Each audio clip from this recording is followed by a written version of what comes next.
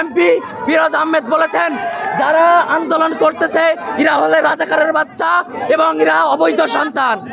আমি বলতে চাই এখানে যারা আছে আমরা কেউ রাজাকার না, এখানে যারা আমরা আছি আমরা কেউ রাজাকারের সন্তান, আমরা কি পিতৃ পরিচয়হীন অবৈধ সন্তান?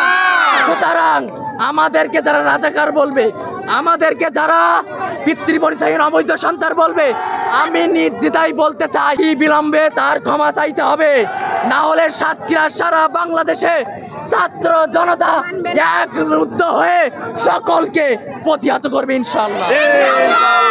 আগামীকালকের কর্মসূচি আমরা বলতে চাই আমাদের যদি নেটওয়ার্ক অফ করে দেওয়া হয়, এই সরকার প্রধান হাতিয়ার হিসাবে নেটওয়ার্কে বেছে নিয়েছেন, নেটওয়ার্ক বন্ধ হলেও প্রতিদিন সকাল 9টা, প্রতিদিন সকাল 11টা এখান থেকেই আমাদের পদযাত্রা শুরু হবে। আমাদের সকল মা এবং বোনদের বলবো আপনারা মাঠে আসেন, আমরা আছি, আমরা আপনাদের সন্তানের মতন। পুলিশ বাহিনী যারা আমাদের উপর অত্যাচার করেছে, আমার ভাইদের উপর গুলি করেছে, তাদের চিহ্নিত করে তাদের চাকরি থেকে বহিষ্কার করতে হবে এবং বিচার দিতে হবে।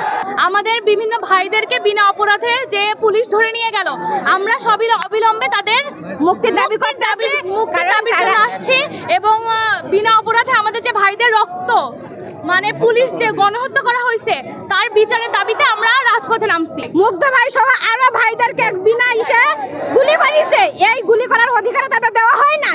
তারা কেন রক্ত ঝরালো? এই রক্তের দাবিতে আমরা মাঠে নামছি। আমরা কলম ধরতে চাইছিলাম, কেন আমাদেরকে অস্ত্র ধরালো? আমরা এটাও চাই কোন পুলিশ আমাদের ভাইদের আর না গুলি করুক কোনো অনির্দিষ্টভাবে, কারণ তাদের গুলি করার কোনো হুকুম নাই, সংবিধানের এমন কোনো ইয়ে নাই। যদিও তাদেরকে বলা হয়েছে, তারা এইগুলি কেন করবে? তাদের বিবেক নাই,